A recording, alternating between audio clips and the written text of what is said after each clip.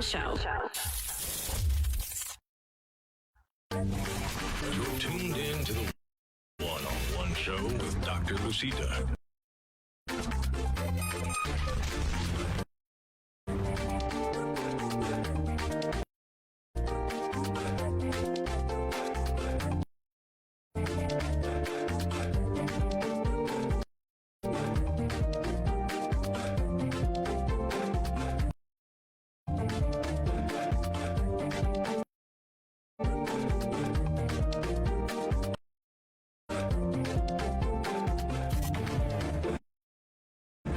Welcome to the one-on-one show.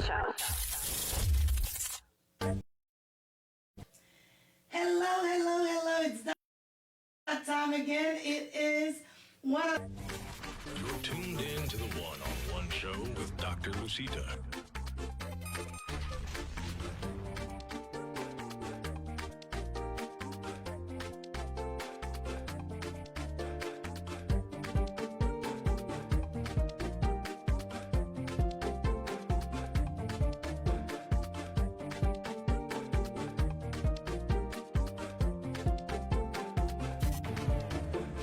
Welcome to the one-on-one show.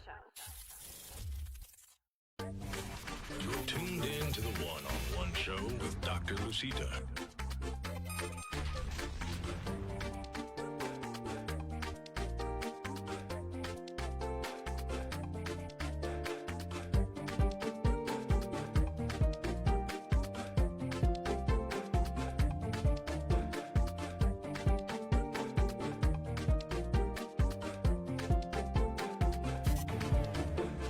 Welcome to the one-on-one show. You're tuned in to the one-on-one show with Dr. Lucita.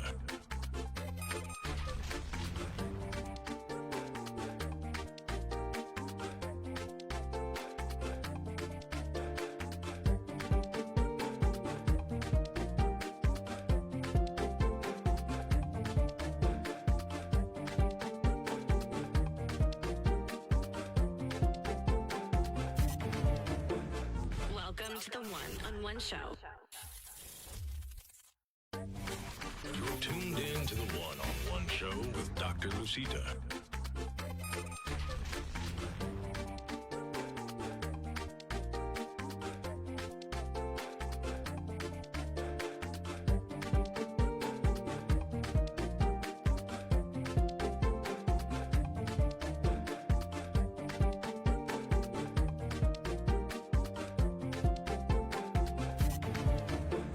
Welcome to the one-on-one show.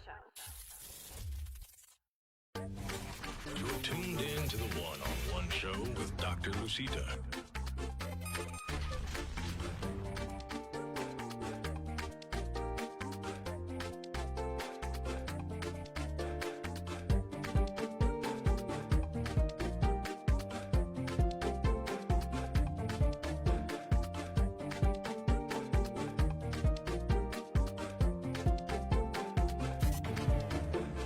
Welcome to the one-on-one show. You're tuned in to the one-on-one show with Dr. Lucita.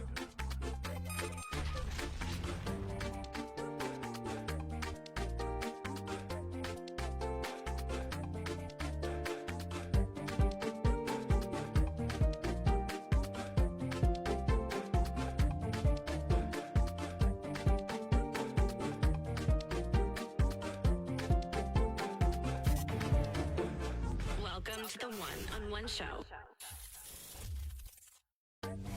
You're tuned in to the one-on-one show with Dr. Lucita.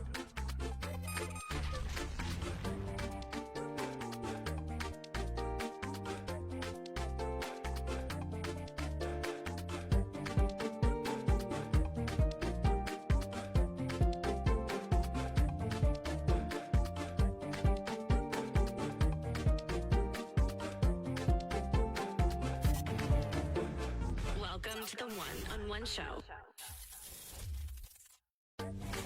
You're tuned in to the one-on-one show with Dr. Lucita.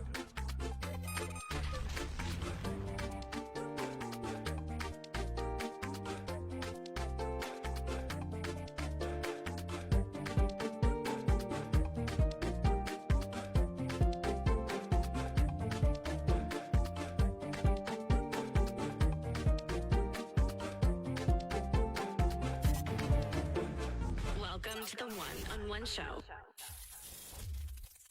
You're tuned in to the one-on-one show with Dr. Lucita.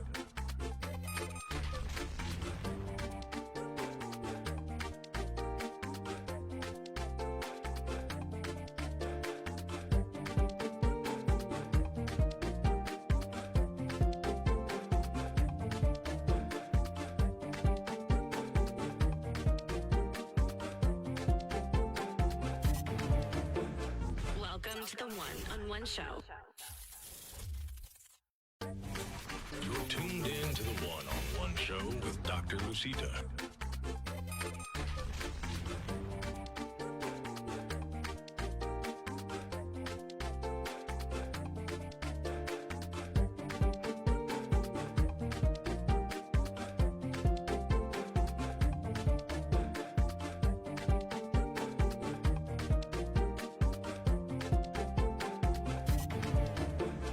Welcome to the one-on-one show. You're tuned in to the one-on-one show with Dr. Lucita.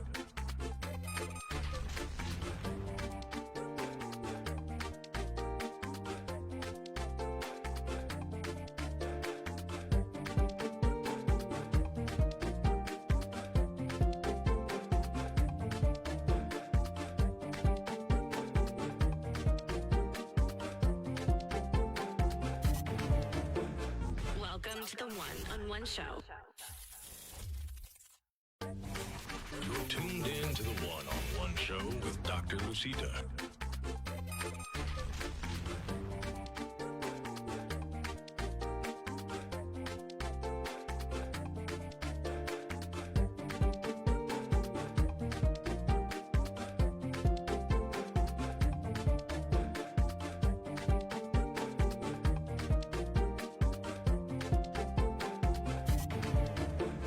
Welcome to the one-on-one show.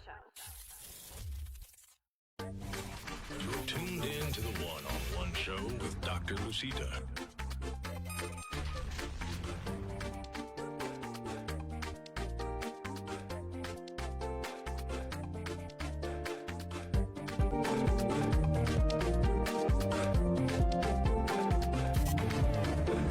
Welcome to the one-on-one show.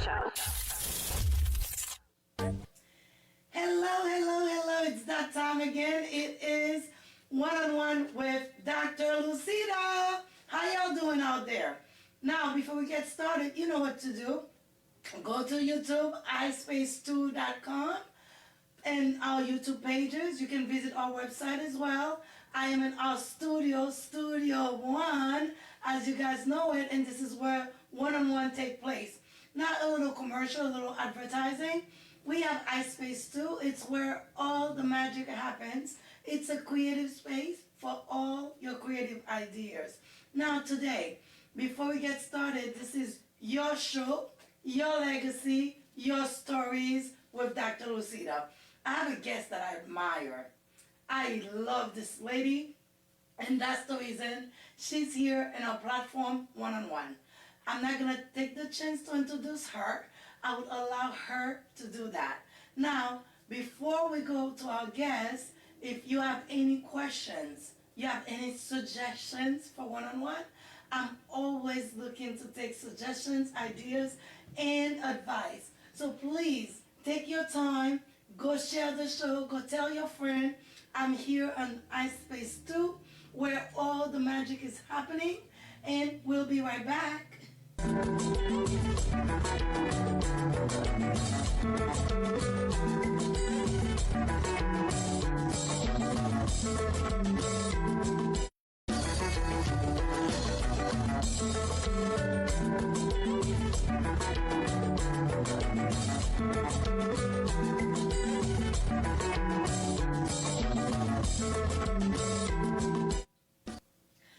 Welcome to the iSpace studio, right? That's where I'm at today. But you are on one-on-one with Dr. Lucita, and I'm here with a wonderful, a lady that I'm jealous of because she's living the life I've always wants to live.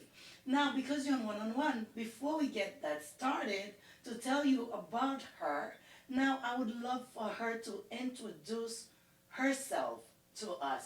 Not just introduce herself. I have a specific question for her. I would like for her to please pronounce her name to you guys because I just think she has one of the nicest, beautiful name ever. But I would like for her to go ahead and tell us how do we say your name? Damourude. Damourude. Wow. What Yes, is what yes, is your yes, full yes. name, ma'am? Who are you? Tell the Damou, audience. Damourude Lazarre. I'm a Haitian. I'm a Haitian living in Haiti. I used to live in America. I moved back to Haiti. I grew up in Haiti. I lived in America, and I decided that that wasn't for me. That I wanted to be back home with my family, and this is where I am today. Wow, you in Haiti today. Now let's see if I can say the name. Damourude. Très bien. Did I say it right? Yes, you did very well. Very Wow. good. I've known this Yes. lady for over so many years. We're not gonna name years. I never Yeah. know how to pronounce her name because I've always think it. I didn't want to mess up her name because I think it's such a cool name. Is there a story behind that name? Because we don't There see it is. often. It's not a common name. No, no, it's a unique name, but I'm gonna say we've known each other Oh, almost 20 years. So we what? can say I'm that forever 21. How do you know me over I 20 met years? you when you were 1 years old, Lucita. Oh, okay, because you're not We gonna. were sharing bottles, baby bottles. I was taking your bottle to drink out your bottle. That's it. I think it's something many people don't have long-term friendship, long-term relationship. That's why I wanted to say I've known you almost 20 years. So I think that's Nice. important. But real fast is my name came to my mom in a dream, and when she was pregnant with me, someone came to her because that side is very mystique. It believes in that world. Okay, so someone came to her when she was pregnant with me and said, "Hey, you're gonna have a daughter, and you're gonna name her Damourude. La bien bonne bagay ki leve sou domaine, sou donner. Don't worry, it's gonna go. It's la pale pou konti." So she said, il dit nan domi leve ekri non pou pa bliye. She woke up, she wrote it down. Indeed, back then, it's when you have the baby, I guess you know what the baby was. So when I was born, that's when she know, indeed, I was the girl that they said, they named me Damourude. And then I had those things on the top of my hand, as she had said, like a cat, you know? And by the time I was 6 months, they were gone, and I was quote unquote normal. So everything that they told her, they prophesized in the dream, became a reality. You're going a little bit too fast because now we're talking about Haiti. Your mom have a dream. They said she gonna. Was she pregnant at all, or she just there was just? No, no, she was already pregnant Oh, with me. she. No, no, she was already, yeah, she was already pregnant with me. Et yo di, ah, once c'est avec un petit fille, ou après les petits sa Damourude. Le fait, la bonne bonne bagay sous domaine, non, pas besoin peur, non, pas quitter docteur fait tintin, à retirer rien. Quitter la disparaître pour compte li. Wow. And that's what Ok, je peux happened. te lever avec tout bas. Leur fait de Yes, my godmother tells me this now that I was born with a bunch of things on the outside of my hand, and by the time I was 6 7 months, they were gone. Oh wow. Do you think there's Hmm. any definition of that? What could that have been? Ça veut dire qu'à tout It, alien là, nous pas connaît?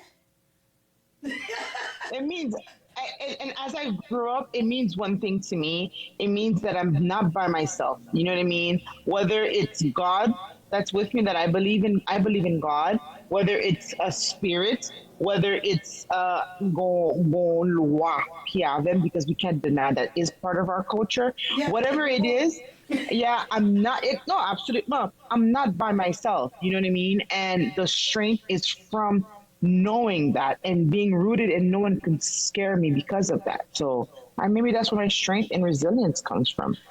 And it's so funny you said that because a lot of us, we are God, right? Because they tell us we are God. Whatever you want to Mm-hmm. create is there with you, right? Mm-hmm. But when we say that, people always think, ou c'est mambo, ou c'est ceci, ou c'est cela.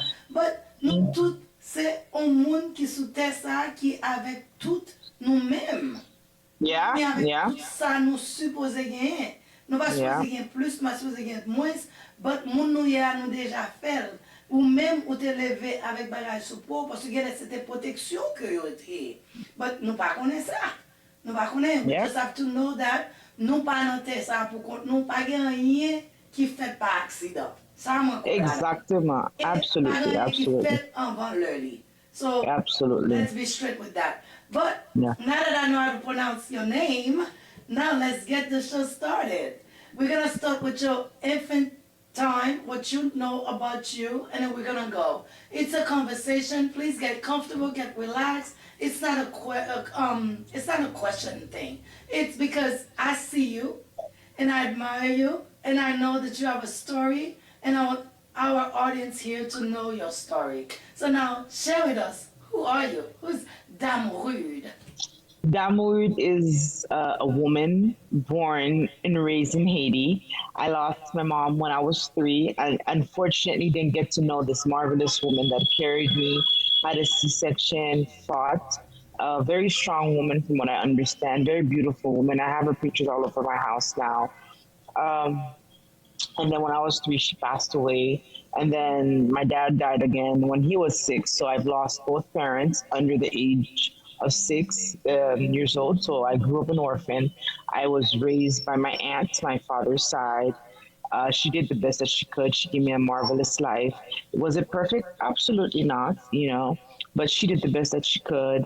I had core memories. I learned how to cook. I love to cook because of her. I know how to be unselfish because of her. I know that as a woman, you don't sit and wait for a man because of her. I know I am a go getter because of her. This is why. And as our relationship has developed between me and you, Lucita, I'm always doing something. You know what I mean? Toujours going to eat, you know? And it's from her, it's because she's always told me that un garçon pas supposé contrôler l'argent because once they can control your money, then they have control over you. So you should always have your money. And you should always be with a man because you love a man, not because you need a man. And she showed me that in her actions because when she got married, she didn't need the man because she had her own money, her own car, she had her own life. So she was with this man because she loved him, because she got married later on in life. So and that's the woman that raised you, right? That's the woman that raised me, and that's the woman that most of it comes from her, and that strength, that no nonsense sometimes, that I'm too transparent for people or I'm too direct, that comes from her because she is just like that. She was raised by a colonel that was on Duvalier, and that was no nonsense. That was very tough, no nonsense.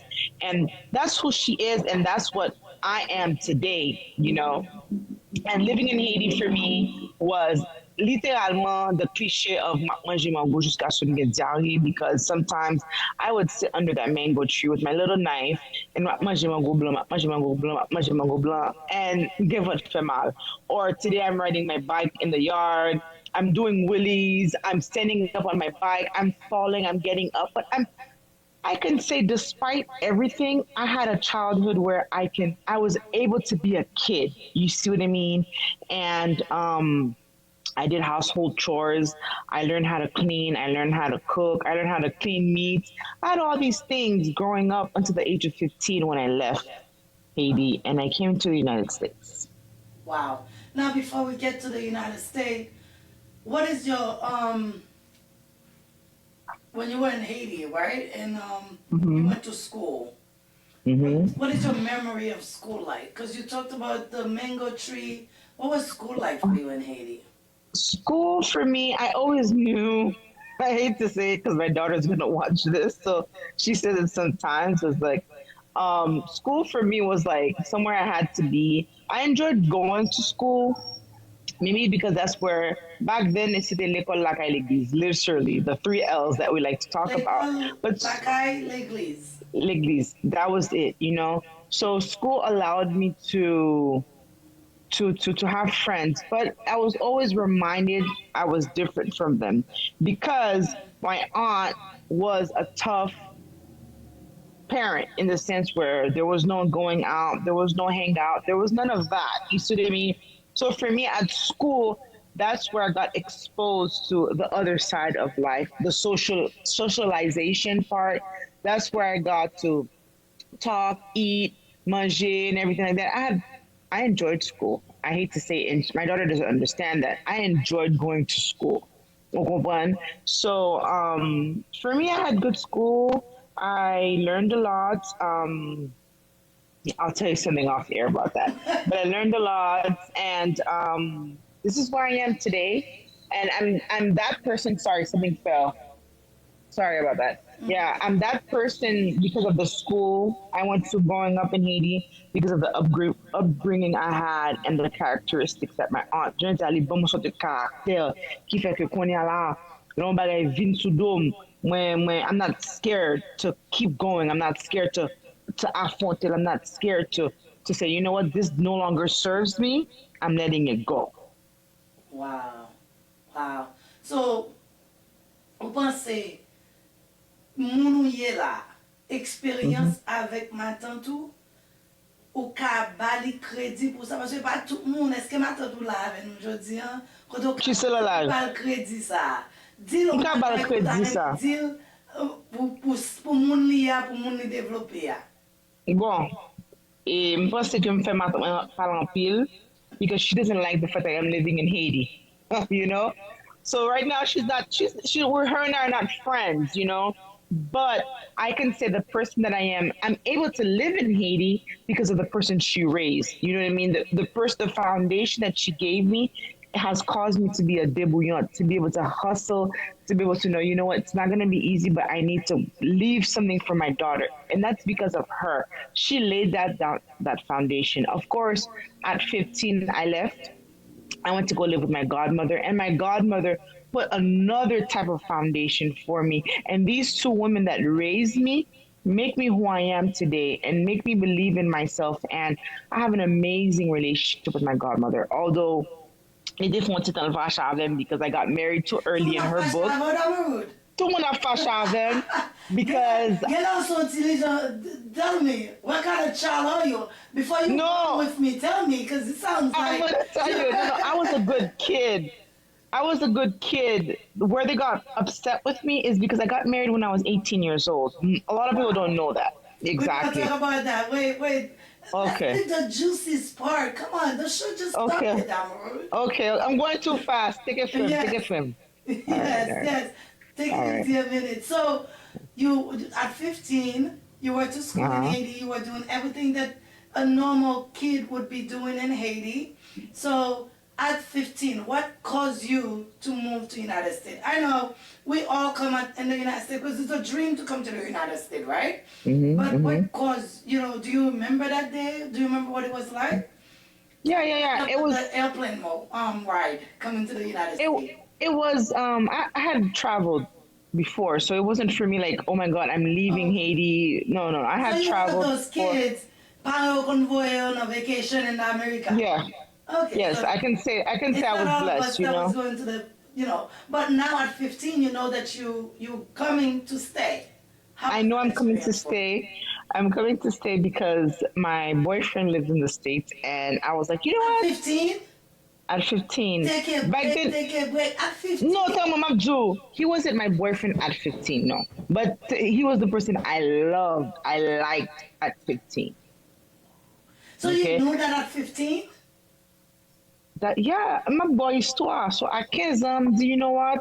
My friend lives in Massachusetts. This boy that I have a crush on that I like also lives in Massachusetts, right? We talk enough.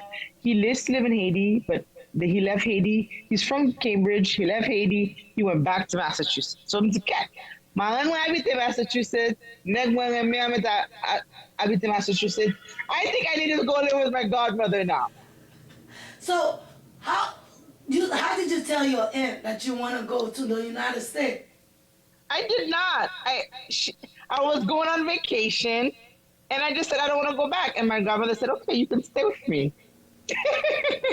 Wow. So you were spoiled. So whatever you said went.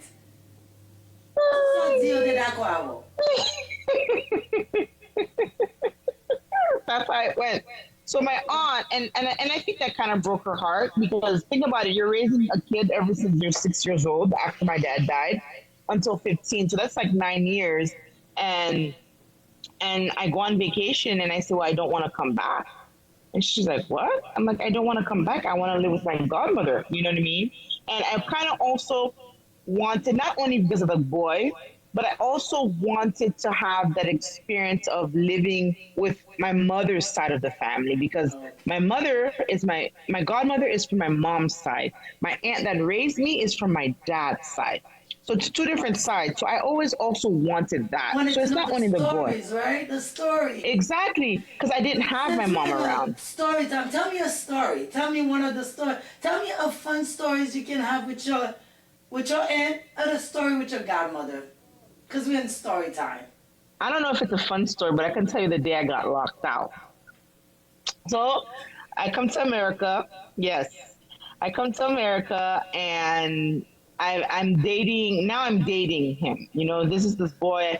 We liked each other. We're gonna get some. I wanna know. Tell me about the locking part.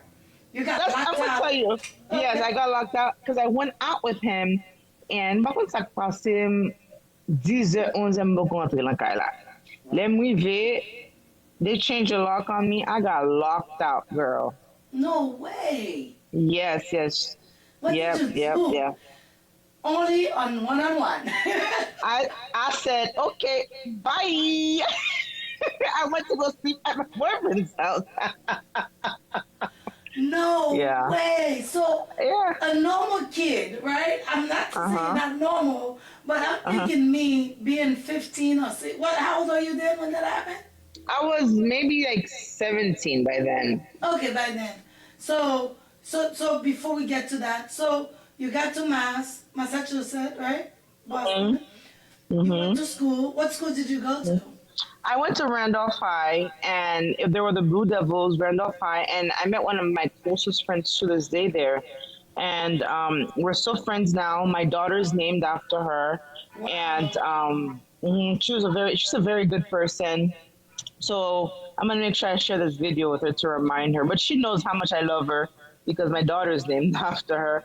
But Randolph was a completely different thing because I went from being sheltered in Haiti, where son chauffeur maintenant l'école, c'est un monde qui paye tête ou, c'est un monde qui boit manger, I had my money every day to buy lunch at school. I had to go somewhere, I had to ask, where I get thrusted into this life where I can hop on the bus, the 240 bus, go to the mall, I can hop on the train and get to places. You see what I mean? So I was like, Catman, like that's two different types of lifestyle. I enjoyed it. I loved it. It was like, I went from no freedom to freedom. You see what I mean? So you know what to do with the newfound freedom. Exactly. Wow. So how was high school for you? What was that like? Because Boston and I lived in Randolph was so there were a lot of Haitians. I fit right in, you know. Of course, there were some people that, because of the way I was brought up, they would call me like, "Oh, I'm bougie" or "I'm this," but I never allowed that to deter me, you know. But because I had so many Haitians around me, I fell into the culture. They understood l'église that I was coming from, so the ones that were like that, I was able to hang out with them. Because you didn't have exactly. You didn't have to learn something that you didn't, that was already know. To you. Yeah. So what about school-wise? Because although there was a lot of Haitian, but did you speak English? How was English. The transition? Yeah, I spoke English because in Haiti I went to an American school, and I went to an American accredited school in Haiti, so I was able to have everything transfer over. I was actually ahead of the class that I should have been in Haiti. So a lot of the classes I took were a lot of AP classes because my schooling in Haiti was much more advanced than the one of Massachusetts and at the time. Share that name with us? No, oh my gosh, I can't even. So that is no elite, like elite to you, man. Elite of Lazzare. But I Little went to union Lazzare. school. Yeah, I went to union school, you know. Okay. I went to union school, so I was able to have all my credits transferred over to America. So the system wasn't different because I came from the same system. So for me, Nice. that was where the I was able to flourish and move forward. And I was the So case school was with good. you because I have I myself went to school here in the United States. Mhm. There was a lot of bullying around my time because that was Mhm. 90s, early, yeah. So how was that for you? There wasn't any of that going on for you Here's here? the funny part. I got bullied in Haiti, No way. not in the States. Yeah, because the school I went to, of course, in Haiti back then, I was one of the few black kids in that school. But I was very thin. I had a big butt, you know, and I was very developed for my age. So the bullying came from either making fun of my name, like, oh, damn, she's rude, you know, or oh my God, why do you walk like a donkey? Like all these things now, No, wait, absolutely. So I wait. So got those kids that you went to school, were they Haitian kids or other? Because Haitian. Haitians, we have different kids coming Yeah. from different, the consulate kids and other higher up. Because people don't know that Haitians used to have people that comes and work in Haiti. So was Of those course. type of kids, or it was just No, no, a no. mix of- It wasn't the missionary kids. It wasn't the consulate kids. It was the Haitian kids like me that were, as they like to say, the fair skinned kids that would make fun of me. You see what I mean? And it was mostly the boys. But the reason why I didn't let it stick to me, and it was like, yes, they were calling me that then, but they're boys. So, you know, but it didn't affect me like kids getting bullied now. That no, it wasn't that deep. And, Sometimes and I'm glad you say that, right? Because what was it with us? Did we have a stronger layer on us? Because we handle things differently than kids this day. I think it's two things I know. I think we didn't give that stuff much value because we didn't have that social media. We weren't as sensitive, and the kids, yes, they were mean because some of the fawush and bullying, as they call it now, teasing that I heard back then, a kid now couldn't handle that. You know, so I think it's just the upbringing was different. And today you were teased, tomorrow it's someone else, and it was just like, let's just keep it going. But the ones that kind of hurt me and stuck to me till now, because now that I'm back in Haiti, I see a lot of those people that used to bully me, and it's like how things have reversed. You see the big booty now? You like the big booty now. You see what I want mean? that big booty. You want that booty now. You see what I mean? And it's funny because, and now I have a sort of, my self-esteem is in place. So now that doesn't bother me, but it's some of the girls that used to bully me, I still don't, it's still awkward for us when we bump into each other in common places. Oh wow! Till this day. Hmm. To this day. Wow, wow. I would think you being in Massachusetts, the different culture, this is where things would have happened to you. But the things Absolutely that not. happen in our own country, just to show you, it doesn't matter where you are, right? Things will always Ex- happen. So Absolutely. now we're in Massachusetts and you got locked out. So let's get there. No, before I got locked out, I went over in Massachusetts. I did my ninth grade there. I did my 10th grade there. And then funny story is for senior year, I got sent to Austin, Texas. And that's where I got made fun of again because of my upbringing. There was no Haitians there. Wow. So, it's different. yes, So whole completely different.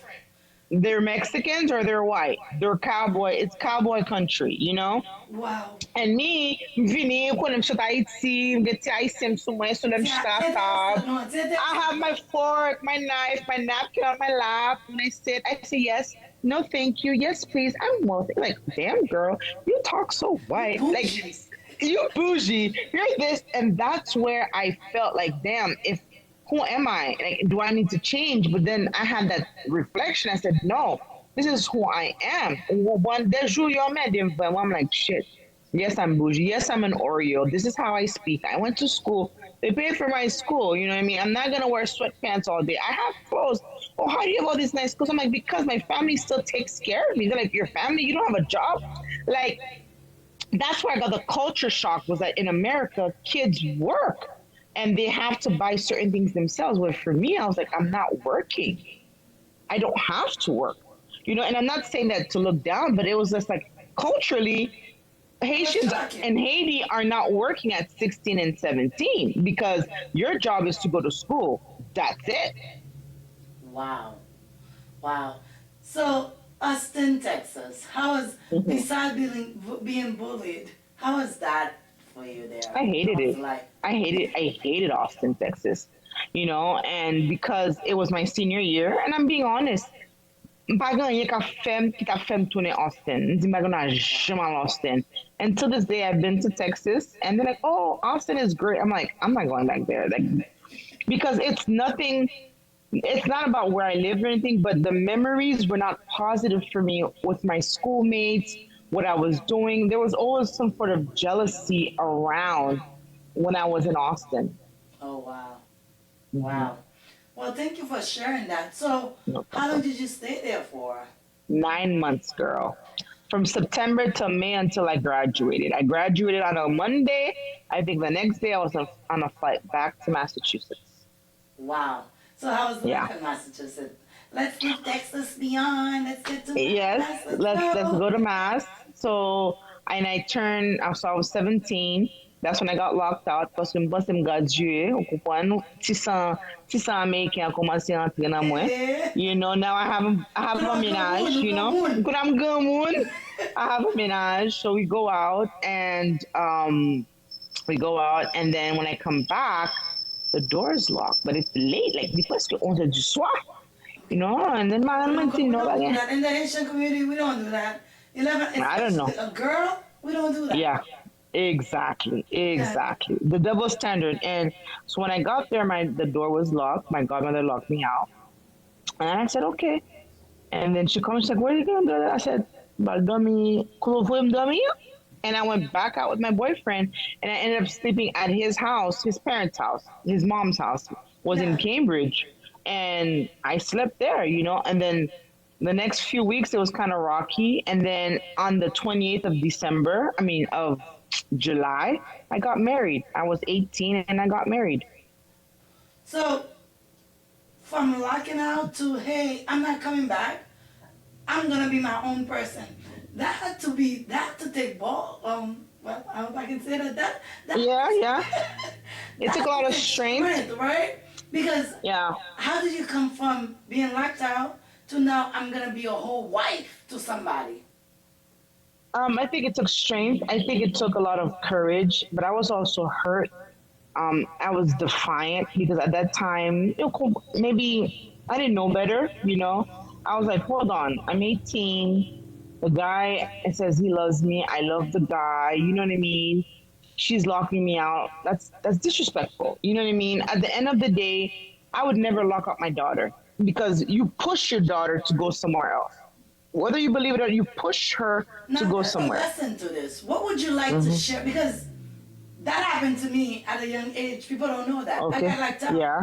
And I was living on couches of my friend's house. Yeah. I always feel like, as Haitian parents, why do we do this? Because me, I'm looking at my daughter right now. She's 20. I can never see myself Locking her out, right? But my dad did it to Absolutely. me, and hearing you saying it, it happened to you. How do you feel about that? I think right now I'm over it because me and my godmother have we have like a girlfriend relationship. It's Nice. crazy, you know. But then I was very hurt, and I do believe had I not been locked out, certain things would have unfolded differently. So looking at my daughter now, I would rather her come home and I punish her. I'd rather her come home, foot in your baton. I'd rather her come home, I give something. But locking her out of her own home, where that to me that ain't it. That's not it, you know. And That's the why lesson is when we want to educate, we're sharing those stories because we want to educate our community because it looks like that generation, that's all they knew. to discipline the kids, because many people I've talked to, we share the same story. Come home, because I remember for me, my dad had 3 different locks because Damn. a family of 7. It Okay. was the girls had a set time and the boys had another time, right? So if I come home after my 10 o'clock curfew, I don't have the key for the second door. Oh. So I would have to wait for my brothers to come home, and that's the only way I would get in the house. Mm. So everybody had a key because depending on the levels of your curfew. Yes. Wow, So now, wow, when we wow. got older, we stopped waiting for each other. Yeah, yeah, exactly, And try to go exactly. back and try to get in Yeah, together. yeah, Now, the yeah. sad part, if everybody's late, That's oh, it. wow. Yeah, yeah, yeah. You know, my dad was very strict, but again, I still love my dad. Everybody knows that I'm a daddy girl, because to me, that's what he created today. This That's all he knew too, yes, Lucita. He didn't know any better. And I believe that sometimes they truly didn't know any better. They only gave you what they thought was what they best. thought was And it's best. your job as an adult now to either say, okay, I'm never gonna get over this, or you're gonna say, you know what? They gave me what they knew, and you love them within that capacity. It's now if you're at that age and you're still moping about that, I feel like, hey, either get over it, don't talk to them, but find a way to solve it. You know what I mean? Like, that's your decision. That's how you're at peace. Or you can decide, you know what? This is what he knew. This is how he knew it. I will love him within that capacity, and that's as much as I can give him. Or you can say, you know what? Fuck it. It's my dad. I'm gonna love him 100%. Nice, But you nice, have to make a nice. choice so you know, because if not, it's gonna affect you negatively. Correct. Now, ladies and gentlemen, we have a lot more stories to share because you are live at one-on-one story time with Dr. Lucida. Go ahead, keep sharing the live, keep telling people. We're going to take a quick break. We're going to be right back.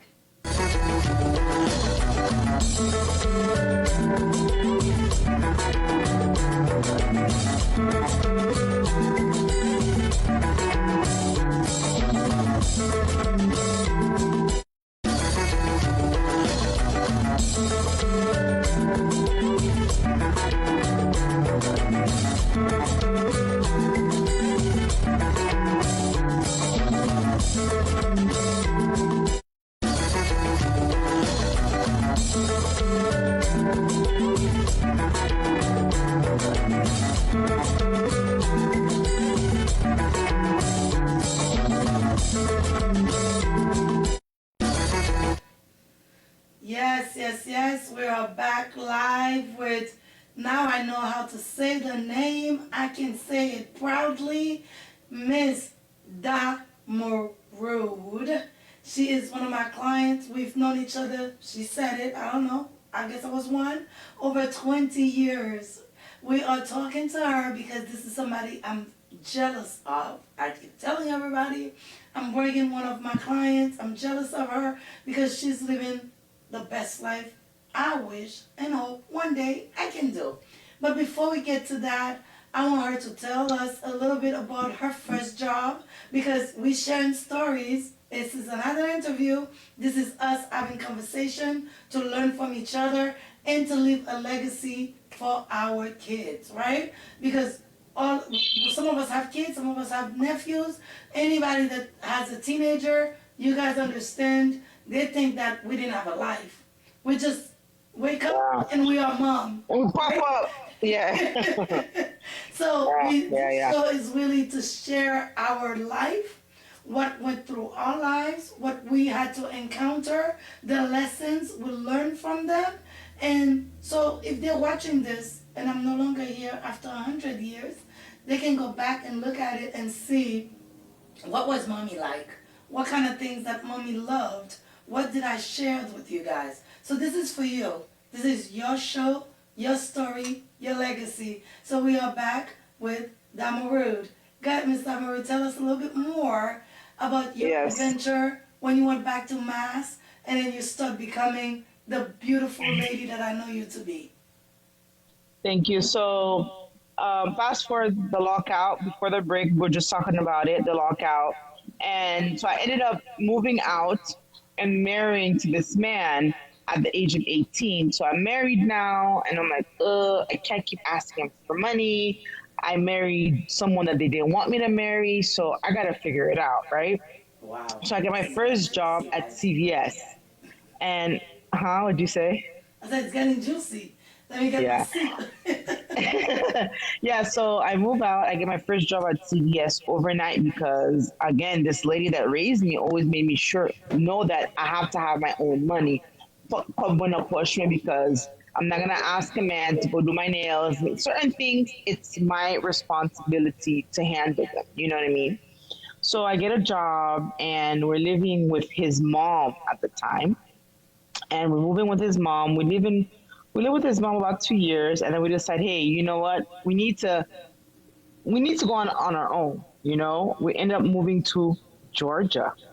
We moved to Georgia. We find a place in Georgia. Georgia. In Hiram, Georgia. Her. Yes, in Hiram, Georgia. And we move, we start making our lives. I go to culinary school, and I really enjoy culinary school. And despite me leaving my aunt, and that's one of the reasons why she was upset with me, is because of the way I left her. And I recognize that that was hurtful. You know what I mean? I can recognize that that was hurtful for me to up and leave one summer and decide not to go back. So me going back to culinary school, it brought all these memories back, you know what I mean? Of cooking with her, learning how to cook, and now I'm becoming a professional in it, you see? So I was able to do that for 2 years. I went to Le Cordon Bleu in Atlanta and Tucker. I don't know if it's still there, but that's that where I went to when I'm school. ready to eat, I know where to go. Gary, my house is your house. You are welcome to eat here. I will feed you. I will feed you until you tell me no more. Remember, it's And- 5 and we record Yeah. it. Yeah, yeah. Record it and save it for later. That I said that, but you don't. You won't have to. You come and you eat as you wish, and you're home here. So that's where we are. We're in culinary school. We're enjoying life, husband and wife. I'm not working at that time again because I'm going to school full time, and he's working and taking care of the bills and everything like that. And Kudos to those men that do that, because not, sorry to cut you off, not No, many no. Haitian men Mhm.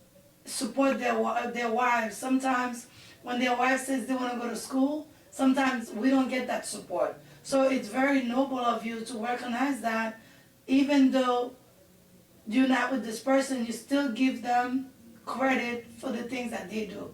Because that's a lot of things that we have to change. We have to change that narrative. When people do right by us, we have to acknowledge them. And Absolutely. I'm happy that you decided to let people know that, hey, he was there for you. He did this for you. So continue.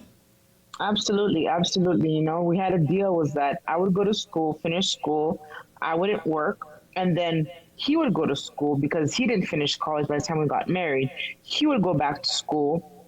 He would still have to work part time, not full time, because I could never make them out by myself. And he would go to school, and once he finishes, and we would both work and start our family. So I can say that during those times, very supportive, always there. It wasn't perfect, but we knew what we were working towards, and that's what made it beautiful. You see what I mean? Sorry, and that's what made it beautiful. I like So. it. I like the way you were. You looked at more comfortable because right now all we've seen is your face. Can you get? I want to see the view outside. I want to see Haiti. Oh, you want to see Haiti? I wanna Let me see sit. Haiti. I was sliding off Keep the my view chair. going. Yes. It's okay because we're Let me live, show you a we're little. having fun. We want people to see what we see. Yeah. Because that's Yeah. the reason why you're in the slide. You're here because we Of want course. to know why you did what you did. We're gonna get there. Yes. We will get there. So, I went to school, and school was good. I was able to go into my business, work. I was with Wall Star for the longest. I was one of their head chefs for the longest, created menus for them at the Douglas Hospital. I was able to do my own thing on the side. There was always something on the side with me. It always has been, I'm doing something, but I'm doing something on the side. I always have to have a side hustle, a side money. I'm like, I have to be It's the busy all the Haitian time. in us. It's the Haitian. We can't sit still, right? So I did that, and then real fast, I said, okay. He ended up moving to Florida. I'm like, you know what? My husband's in Florida. I'm back on board, so I moved to Miami, and I'm like, damn, this is not it. So I moved back to Georgia. And then he's like, I'm not coming to Georgia. I'm like, okay. I moved back to Florida. So this whole time I'm back and forth, back and forth. I get pregnant with my daughter. Yay. And yes, yay. And then I'm like, hold up, honey, I can't have a 5-bedroom house in Georgia. Omun ka vive la dan. And here I am in Miami in a 2-bedroom apartment, struggling here because Wow. life is expensive in Miami compared to Atlanta. You see what I mean? You can make less in Georgia and live, whereas Miami, you have to have that level. So I said, you know what? I think this is not going to work for me, And then we talked about getting a divorce. We got a divorce, and then I moved to Georgia. I packed up my stuff, me and my daughter, me and my little wingman. And then I went to Georgia. Yeah, mini me. My mini me. Yeah, and I went to Georgia. Wow. So thank you. So how was that in Georgia? Because I remember before you story time, everybody knows that people that know you, you're always busy. You were always busy. Can you tell us what made your life so fast? Because I never met you where you're sitting still. What was it? I don't know. I read somewhere it's from trauma of your childhood that as a Haitian or Caribbean person, it was that your parents are always saying, "Abo shita bagay buffet." It was always "Abo shita bagay buffet." So now that I look back, I got that a lot. It's like, "Oh shita, okay, I'm trying to bagay." So I never sat. I was always doing something. So for me, it's normal to always do something, even on vacation. Like it's like, okay, let's do this. Let's do that. It's like, no, let's enjoy the vacation. Let's sleep in. It's like, sleep in. Where are we sleeping in? Let's go. So I'm trying to break that cycle. It's not always go. I love it. Yeah. That's what it is. Go. Because now we're gonna take it a notch. So everybody know I've been saying I'm jealous of this girl is because my dream is always to live in my beautiful country, Haiti. I had the opportunity to stay maximum 2 months in Haiti. Not more, 2 months. But this woman decided one day to pack all her stuff and say, bye-bye, America. Why did you do this? What came to you? What made you make this bold move? When I first got married, first of all, let's go back. Okay. I always knew, although at 15 I left, I would come back. Okay. I knew like this was temporary. Wherever I was going was temporary because at that time, the person I was with, it was always like, we're going to raise our kids in Haiti because we wanted our kids to have that same upbringing that we had. You see what I mean? So when I divorced, I moved back to Atlanta. And I'm struggling to find this balance. I'm struggling to find my pace. I'm struggling. Okay. So okay. I don't know why. Yeah, it's the anxiousness, and so I can't catch my breath, literally, whether it's with bills, whether it's finding that rhythm, whether it's finding that pace. And then I remember my daughter had an encounter with a little racist little brat at the age of 5. And then I said, hold up. I'm no longer working because I had gotten fired from PNC. I was doing my own business, the delivery guys of Georgia. This is before Uber Eats. Okay, guys. I had a delivery system like Uber Eats. I can vouch for it because I remember. Yes. What was the name of Okay. What was the delivery guys. The delivery guys. Yes, the delivery guys. Yes. And you would deliver what? Food. You can order from any restaurant in Austell or within a 5 to 8 mile radius, and I would deliver it to you. And that kept me afloat. Like this before Uber. Because I've always. What was that? Tell us a little bit. Wow, I'd have to look at my taxes. But this was maybe I mean, if 2008. memory serves well, I want to say 2008? because No, I want to say like 2012? 28, 2008, 9? Let me see. I have to think back. 2012. Those on fire. 2012, 2014, around that time, because my daughter was about 3, 4 years old. Wow. And I would stay home and I don't want to go out. When I am home, I'm like, shit, I'd like to order some Thai food. I'd like to order food. And these places, you would have to call and delivery, but there was not one central place where they can go anywhere. And I would meet a lot of people that were handicapped that couldn't go out to grocery shop. And that's what it was. And little by little, I was like, let me do this. And at that time, I had a very good friend of mine that said, I like that business idea. Let's do it. And we did it. Wow. How, well, I can attest. I know it well. It worked well for like a year and a half, right? It did. It worked really well for a year and a half because I was not working with anyone but myself for a year and a half. And it paid my bills for a year and a half until my daughter had that encounter. And it was summertime. And I said, hold up. This is the time for me to move back to Haiti. I don't have a job. Like when I say a job, I don't report to anyone. We're not slaving for someone. We're not slaving for someone 9 to 5. Petite moi is 5. She's gonna start first grade. So if I need to make a drastic move, this is the time. This is now to do that. And I remember I packed up my stuff. I sold whatever I couldn't sell. I did 2 first class tickets to Delta à l'époque that went from Atlanta straight to Haiti. I packed 8 suitcases. And she was 4 or 5 at the time. And I said, excuse me. I said, you know what? I'm done. I'm done. I packed up my shit and I got on the airplane and then I moved to Haiti. Wow. That was it. So you moved, what year would you say that was? I moved to Haiti 2016 or it's going to be 8 years in June. So 7 years ago, 2017. Yes, so because my daughter was 6. So you've been there for longer than 5 years. So absolutely.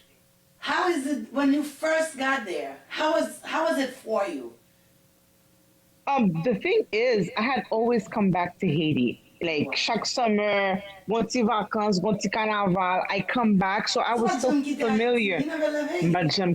I was always back and forth, even if it was like for 2 weeks, even if it was like for a couple of days.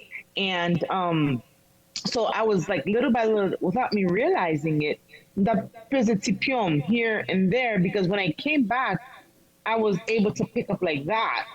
And I found a place to live. I stayed with a friend for like maybe 2 weeks.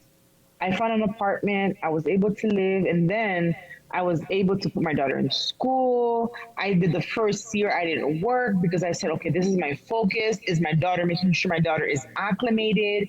She's in school. I did the whole stay at home mom with no man in the house kind of thing for the first year and everything like that.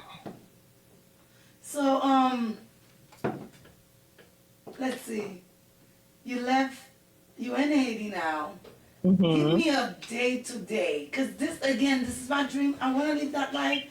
Take us to a day in Haiti with Damourude. How's your life, how is living back home look like? Okay, so a day in Damourude life. Okay, living in Haiti now. A day in my life is I have this. Let's fast forward because I want to have time to really talk about this part of my life with you. So I moved back. I went through different experiences in Haiti. You know, most positive. I can say 99% of it was positive, despite the country being the way it is. And I met a friend of mine at that time, and it was like, how do we impact Haiti positively? You know what I mean? How do we change the narrative in Haiti? It was like, okay, by media, because media is is the micro, is everyone watches, everyone listens, or something like that. So it's like, okay, we're gonna open a media. Great, we have a radio station. Now, what's the next step? Okay, we have to change perspective. How do people see Haiti? When you type Haiti, what do you see?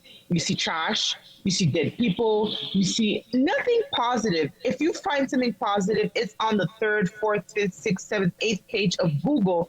So we said, we're going to have a media platform online and on the radio that's going to push positivity, that's going to change the narrative. So when the diaspora types in Haiti, or an étranger types Haiti, they don't see fatra. They don't see burned down buildings. They see the positive things we have going on for us. They see the youth that's doing positivity. And that's when we came up with Le Témoin. Yes, we can see it. We can see it. Nice. So it's called Le Témoin.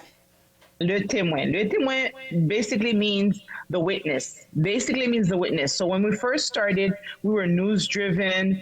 We positive news, of course, culturally, everything that had to do with civism, patriotism, current events, sports. We focused on it. But over the years, we've been here in existence for 5 years now. So over the years now, we've left the news. We're more culturally, so we're more pushing our culture. We're more because people want to know about the voodoo side. So we're pushing the voodoo side, and it's not only negative, it's part of who we are. And that kind of brought me back to when I was being born, the person that came in the dream of my mother that said, so and so is going to happen, such and such, and it happened. So full circle now, I share that kind of news, sports. It's a space where the youth can get together, they can work together, they can do positive things for their country because all the other people are bringing down our country. But if you see other nations don't push propaganda, and I call it propaganda because it's negative images of their country, but Haitians tend to want to share the negative images of their country, whereas a Dominican won't do that.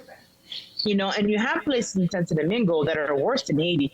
You have places in Jamaica that are worse than Haiti. We all have a place in a country that we're from that has a negative connotation. I say that to say that's not the first thing you should sell about your country. You need to sell the positive side of your country. And that's what Le Témoin does.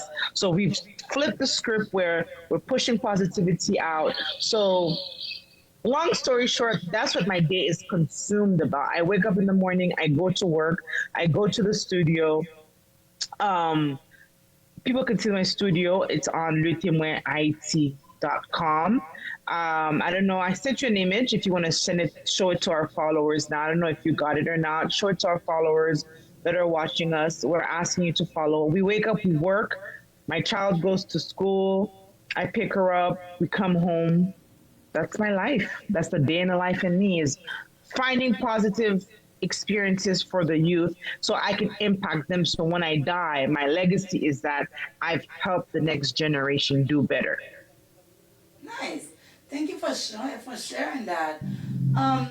The image did come, but my put first my son. I want to give a big shout out to my son because again, he's the one who created this vision in my head. Anybody that's been around a teenager knows what I'm saying. They always want something. So I wanted when I'm no longer in this earth, he can see how hard we actually have to work to be the person that we are. And I was listening to you talking about Le Témoin. It's like another baby you created. Now, I'm going to take you from 5 years ago when you got to Haiti. What have you seen? Because Haiti is so different now. So how would you describe Haiti from 5 years ago to today?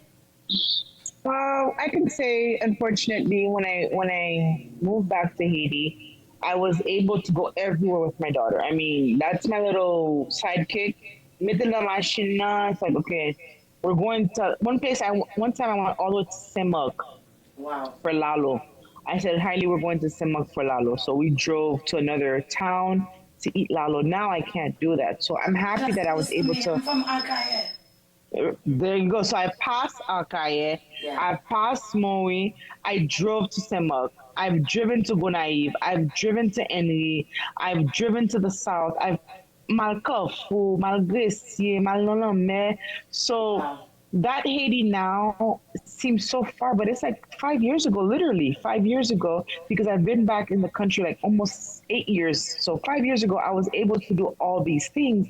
So now the Haiti now we have a politically we're dead. You know what I mean? But I still have hope. I still have faith that it's not going to stay like that. And despite everything, Lucita, this is where I feel comfortable. This is my home. So if I don't stay to make a positive impact on my home, who's going to do it for me? No one is going to do it for me. So that's what I'm going to leave behind for my daughter is that my mom tried to make a change in her small way by helping the youth, by working with the youth, la jeunesse, by giving them a space for them to come and use the internet if they need, brainstorm, work on projects, giving them jobs. My radio, the media, is full of youth. I'm the oldest person that works there Wow. because I believe that they need opportunities besides the other opportunities they're not getting. So that's all I have around me. So they keep me going every day. It's everything I do is with them. So it's honing their minds that keeps me going. Wow. It just take me back to your show, your story, right? Yeah, yeah, So yeah. it's I can talk to you all day, right? But it's already an hour. Can you believe it? So Oh, wow. there's something we do in this show with all Yeah. of our guests. If you had to leave something behind for our youth, any kind of idea, vision, or a story you would want to leave, what would that be? I think it's simple. Is that especially I'm gonna talk to Haitian youth more because although I know right now we have people that are not Haitian watching us, I know there's Americans, there's Jamaicans, or whatever nation that they're in. But it's that as this generation, they're their future. So we have to invest time in their future. And I do believe that, and I do hope that once this generation, the next generation that's watching us, once they're adults or older, they're passing down knowledge because knowledge is meant to be shared. It's not meant to be kept. You know what I mean? So it needs to trickle down and always like, leave it better than what you found it. Even if it's one thing that you change, it's leaving it better than when you found it. Pas cause abusé. And I mean that all sense of the word, you know? Bullying is cause abusing someone morally and emotionally. Always find a way to build people, build something, build people, build up, bring up. Someone's down, raise them up. They're sad, make them happy. This is broken, let's fix it, let's paint it. It's always building to leave something better than what you found it. Like it's cliche, but I truly believe in it. Wow, wow. And I just so love this because when we all have to live for a purpose. We all have to know why we're here. And when we know the purpose we're here, we do better. So now my next thing to you again, because remember, before you leave, I want this show is for our youth, our young generation. Now you have a daughter. You love your daughter. And we talk about our daughter a lot. So what would you want her to remember her mom as? I know I'm gonna read you. I'm gonna read something to you, and it's the status on my WhatsApp. You know, we like to use WhatsApp, Okay. and just so people that are watching you and you as well, Kat Mapshashil, it's find your why and let that be your motivation. Mm. I believe it. That's my Say it status on again, say it again WhatsApp. with confidence. I want Find. the people to feel it. No, they're not feeling it. Oh. If you're gonna leave it for my youth, Let me and my set audience, straight. you need to tell them. It's find your why and let that be your motivation. The minute you know why you're in existence, the minute you know why you have to do what you do, let that motivate you to attain that goal. Let that motivate you to do better, to be better, and be the best version of yourself. No matter what that is, your why, I'm going to say something on your show. You might not like it. Your why might be for you to be a call girl. Be the best call girl you can be. You see what I mean? You can be a doctor. Be the best doctor you can be. You can be a physician. Be the best physician that you can be. Your motivation is to make money and have and do these things. That's your motivation. Be the best. Whatever you have to do, be the best. And always know that because you want to be the best, make that your motivation. Find your why you're here, your existence, and let that be your motivation. That is what I would say to anyone watching today. Now, my last question. What would Tell me, be the babe. suggestions for one-on-one? I think keep it authentic, tell the viewers, as you did in the beginning, ask questions, keep it authentic and allow that comfort for me to. There's nothing I wanted to say that I didn't feel like I could say here, because you made it comfortable. And one last thing I want to tell you is you said it to me earlier. You didn't say it to me while we were on air. And it's something I think more women should do. So I'm going to say it, is that you told me, I remember I said something about me being here. You're like, well, this is about you. This is me giving your flowers to you, and thank you for that. A lot of women are scared to appreciate other women. It's because, why am I going to stroke her ego? No, fix my crown so I can fix your crown. Give me my flowers, Lucita, you look beautiful today. That's it. Because you do look beautiful. What's it taking from me to tell you you're beautiful? Nothing. Tell her she look, because you don't know. You see what I mean? That compliment, you could have been down. Why can't it be another woman raising you? Why does it have to be a man raising you up? So then you feel like, oh my God, he's the one giving me a compliment. No, I can give you a compliment. When it's due to you, it needs to be given to you, Dr. Lucita. Hey, and that note, where can people find you if they're looking for you? Guys can find me on letemoinit.com, and I will spell that for you. It's LeTemoinHaiti.com. We're on YouTube, we're on Facebook, we're on TikTok, we're on Spotify. Of course, most of our shows are in French and Creole because that's our target market. But it doesn't hurt for you guys just to come by and maybe give me a like, give me a subscribe. If there's something that you want to see on the platform, if you have family in Haiti, I'm always looking for interns as well for the younger generation. If they're in radio, they're in media, they could come by, get some experience, and just grow with us. So nice. Yeah. Well, everything have an end. I don't want to go. Yes.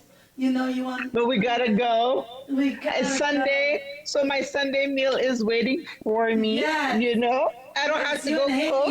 Your palette is more beautified with me. I'm gonna look for the delivery guy to make sure we get our Sunday dinner while you have a good life. Well, I always say you're a strong woman. You have strength.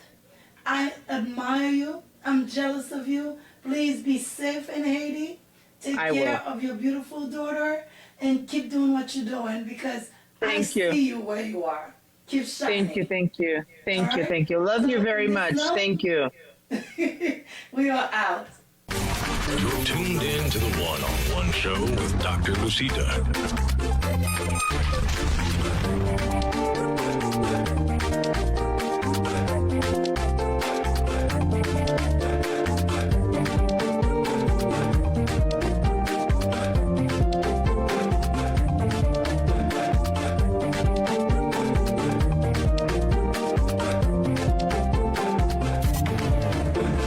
Welcome to the One-on-One Show.